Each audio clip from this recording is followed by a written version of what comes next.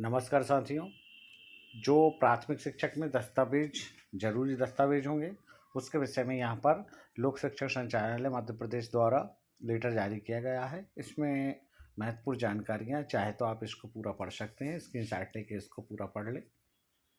मैं इसमें आपको दस्तावेज संबंधी जानकारियाँ दे देता हूं कि आपको दस्तावेज कौन कौन से ले जाना, किस क्रम में उनको रखना है, कितने सेट बना के ले जाना है, ये मैं आपको क्लियर करवा देता हूं। तो चलिए देखते हैं, यहाँ पे स्टार्ट करते हैं कि प्राथमिक शिक्षक नियोजन दस्तावेज सत्यापन पत्रक।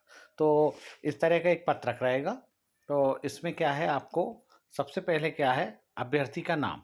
तो यहाँ पर अभ्यर्थी का नाम, पिता का नाम, पता, मोबाइल नंबर, मेल ID। तो ध्यान रखना है आपको कि mail ID, mobile number importance है, दोनों ज़रूरी रहेंगे यहाँ पर। और साथ में आपको अपने ID प्रूफ ले जाना ना भूलें। ID प्रूफ की ज़रूर याद रखना, आधार कार्ड के रूप में ID प्रूफ ज़रूर ले जाना। और इसके बाद में क्या करना है आपको कि जो जानकारियाँ हैं उससे संबंधित अभ्यर्थी का नाम, पिता का नाम, पता, मोबाइल, मेल ID। इसके बाद में यहाँ पर पात्रता परीक्षा विवरण, जो आपने अभी प्राथमिक शिक्षक की पात्रता परीक्षा दी थी उससे संबंधित विवरण, पात्रता परीक्षा की अंक सूची संलग्न करना अनिवार्य है।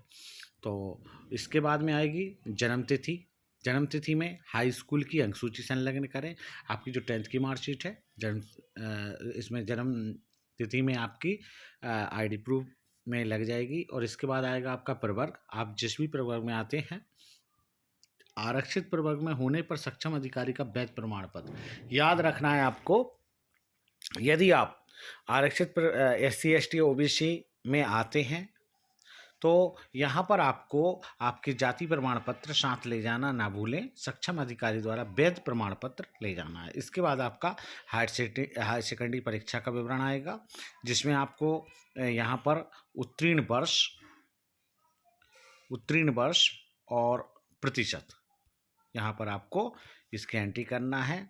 इसके बाद में आपको यदि आपने स्नातक किया है तो यहाँ पर स्नातक की जानकारी भर दें, DLED किया तो DLED की जानकारी भर दें, B.Ed किया तो B.Ed की जानकारी भर दें। और साथ में आपको ध्यान रखना कि उत्तीर्ण वर्ष और प्रतिशत, ये दोनों चीज़ें आप साथ में भरते चलें। अब खास जानकारी एक और आती है इसमें कि यदि आप अतिथि शिक्षक में कार्य किया है तो यहाँ पर आपको 5 शैक्षणिक वर्ष दिए गए हैं। 5 शैक्षणिक वर्ष दिए गए हैं, जिसमें आपको 5 सत्र की यहाँ पर जानकारी भरना है। पहले साल में जितने अध्यापन से दिवस काम किया, दूसरे में जितना किया, तीसरे साल में जितना किया, चौथे में आपने जितने दिवस आपने अध्यापन कार्य किया है वो आपको यहाँ पर भर देना है। और इसके बाद यहाँ पर आपको कुल दिवस भर देना है। कुल अध्यापन दिवस आपके कितने हैं वो आपको यहाँ पर क्लियर कर देना है। इसके बाद आता है आपका, यदि आप स्थायी दिव्यांग हैं, तो उससे संबंधित जो प्रमाण पत्र है उसको ले जाना है, उसकी श्रेणी भरनी है। इसके बाद में यदि आप भूतपूर्व सैनिक हैं तो यहाँ पर भूतपूर्व सैनिक से संबंधित प्रमाण पत्र ले जाना है।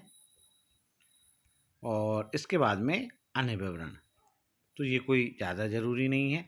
इसके बाद आपका क्या होगा कि अभ्यर्थी का नाम और यहाँ पर सत्यापन अधिकारी का अभिमत आ जाएगा और इसको DPI पहुंचा दिया जाएगा। तो इस प्रकार के आपको याद रखना है कि ये आपको 3 प्रति में ले जाना है। 3 प्रति में ले जाना है। आप 3 प्रति के साथ में ऐसा करें कि 1 प्रति आप ज़्यादा ले जा सकते हैं, तो 3 की जगह आप 4 प्रति में इसको ले जाएं, जिससे यदि कोई डॉक्यूमेंट्स कम ज़्यादा कुछ होता है तो उसका ध्यान जरूर रखें। और ख़ास बात ध्यान देने वाली है कि यहाँ पर आपको ध्यान रखना है कि समय सीमा का ध्यान रखें। समय सीमा में ही अपने डॉक्यूमेंट्स को ले जाना है। और एक चीज़ का ध्यान रखना है यहाँ कि जो आपका इस टाइप का प्राथमिक शिक्षक नियोजन दस्तावेज पत्रक है, उसको आपको 3 प्रति सेट बना के ले जाना है। 3 प्रतियों में इसके हिसाब से आपको आपके डॉक्यूमेंट सबमिट करना है। यदि जानकारी अच्छी लगी हो तो सब्सक्राइब करें। धन्यवाद।